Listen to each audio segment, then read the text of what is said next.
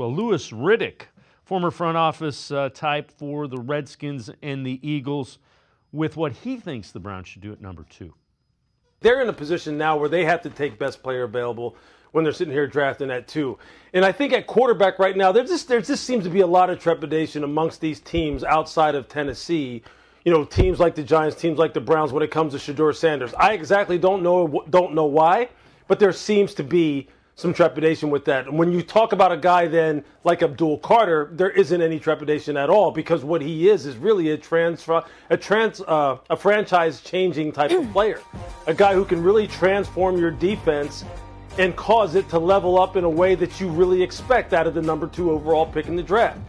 And look, when you compare him with a guy like Myles Garrett on that defense, headed by Jim Schwartz, in a division that has nothing but superstar quarterbacks when you're talking about Joe Burrow and Lamar Jackson, and you're trying to dethrone teams like the Kansas City Chiefs, you know, with Patrick Mahomes, you need as many pass rushers as you possibly can get in order to hunt those guys down. And you have to come up with another solution when you're talking about your quarterback position. And I think there are other solutions, namely in the bottom of the draft in the first round with guys like Tyler Shuck. So I think you can kill 2 birds with 1 stone, take one of the best players, most impactful players in this draft in a guy in the pass rusher, and you can really help your football team here in 2025 and beyond.